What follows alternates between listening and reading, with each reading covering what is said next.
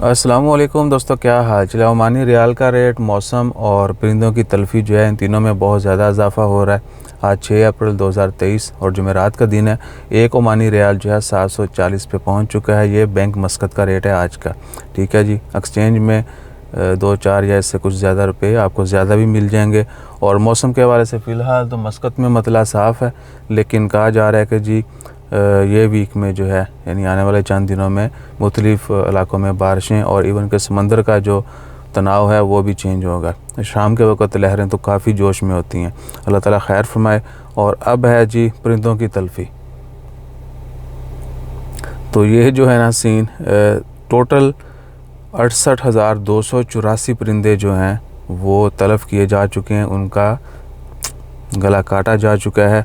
और वलायत की बात करें तो सलाला में जो है ना, ये जो कौवे हैं, इंडियन कौवे, वो 19,395 मारे गए हैं।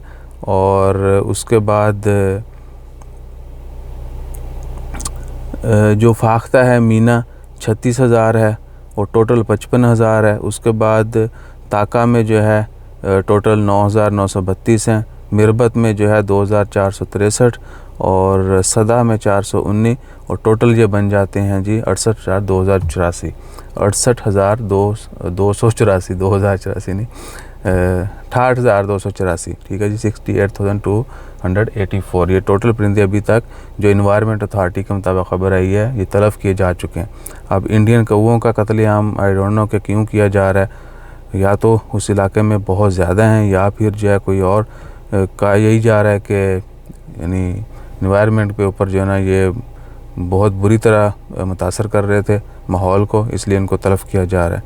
अब बहुत सारे इलाके ऐसे भी हैं, बहुत सारे मुल्क ऐसे भी हैं जहाँ पर दूसरे ममालिक से स्पेशली परिंदों को, जानवरों को लाया जाता है ताकि वहाँ पे अफजाइश हो और माहौल जो है वो बैलेंस हो।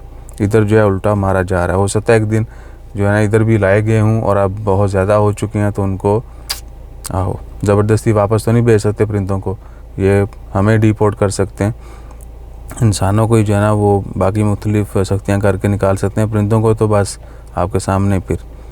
और क्या जी, और तो फ़िलहाल कोई बड़ी खबर नहीं है कि अखबार देख लिए।